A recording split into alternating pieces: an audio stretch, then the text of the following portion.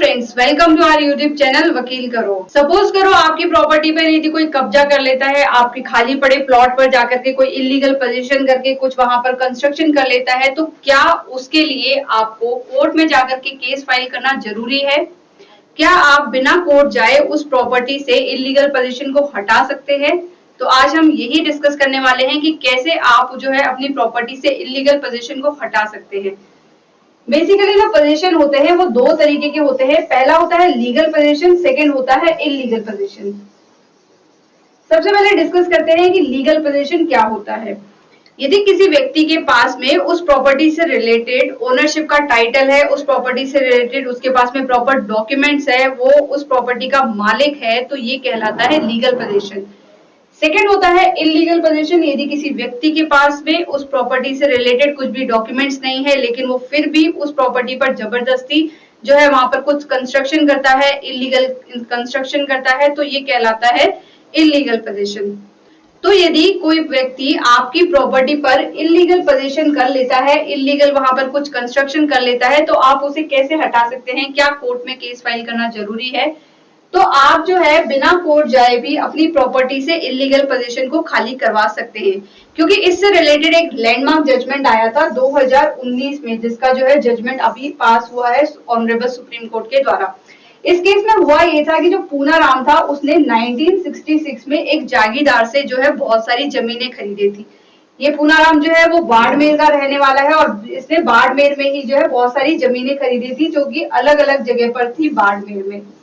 अब हुआ ये था कि बहुत सारी जमीनें होने के कारण पूनाराम जो है वो सारी जमीनों पर ध्यान नहीं दे पाया, और जब कुछ समय के बाद में पूनाराम ने जाकर के अपने प्लॉट को देखा तो वहां पर इलीगल पोजीशन हो गया था मोतीराम के द्वारा। इस मोतीराम ने क्या किया था कि जो पूनाराम के बहुत सारे खाली पड़े प्लॉट थे, उसमें से एक प्लॉट पर जाकर के अपना घर बना लिया था, वो भी इलीगल तरीके से, जिसके खिलाफ पूनाराम ने केस फाइल किया था। इस केस में ये डिसाइड हुआ कि जो मोतीराम है इसने यहाँ पर इलीगल पोजीशन बना करके रखा हुआ है, इलीगल कंस्ट्रक्शन करा हुआ है, जिसमें कोर्ट ने मोतीराम को यहाँ पर इलीगल पोजीशन खाली करने के लिए कहा, और साथ ही साथ ये कहा कि जो पूनाराम है इसके पास में सारे डॉक्यूमेंट्स है, सारे टाइटल इसके क्लियर है, इसी के नाम पर ये प्रॉपर्टी है, इसलिए यहाँ पर मोतीराम को खाली करने के लिए कहा गया, जिसके खिलाफ मोतीराम ने हाई कोर्ट में जो है अपील फाइल करी उस केस के, उस डिसीजन के खिलाफ। यहाँ पर ऑनरेबल हाई कोर्ट ने ये डिसीजन दिया कि मोतीराम को इस प्लॉट पर, इस जगह पर रहते हुए जो है वो 12 साल से ज्यादा का समय हो चुका है, तो उसके अकॉर्डिंग जो है ये प्रॉपर्टी इस मोतीराम की हुई है, और यहाँ पर जो है पूनाराम इस प्रॉपर्टी पर कुछ भी मालिकाना हक नहीं रखता है। इस हाई कोर्ट के डिसीजन के खिलाफ पूनाराम ने ऑनरेबल सुप्रीम कोर्ट में जो है अपील फाइल करी, और इसका जो है डिसीजन ये आया कि इस प्रॉपर्टी का जो टाइटल है, इस प्रॉपर्टी के सारे डॉक्यूमेंट्स पूनाराम के पास में है, तो ये प्रॉपर्टी का जो मालिकाना हक है वो पूनाराम के पास है, और मोतीराम को यहाँ पर अपना इलीगल पोजीशन खाली करना होगा।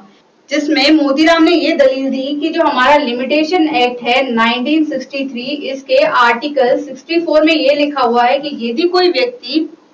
किसी प्रॉपर्टी पर 12 साल से अधिक समय हो गया है उस प्रॉपर्टी पर रहते हुए, तो उस प्रॉपर्टी का जो मालिकाना हक है वो उसके नाम पर ट्रांसफर हो जाता है, यानी कि वो जो व्यक्ति है उस प्रॉपर्टी का मालिक बन जाता है।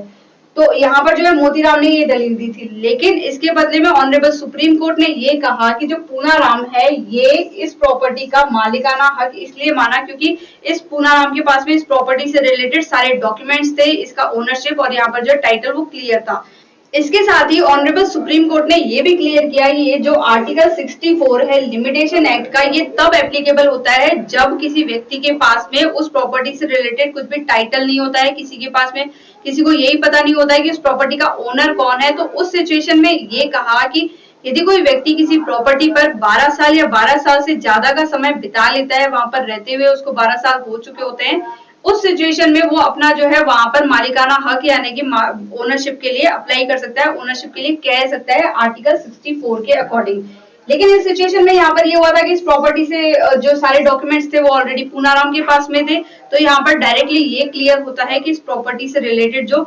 प्रॉपर्टी का जो ओनर है वो यहाँ पर पूनाराम है।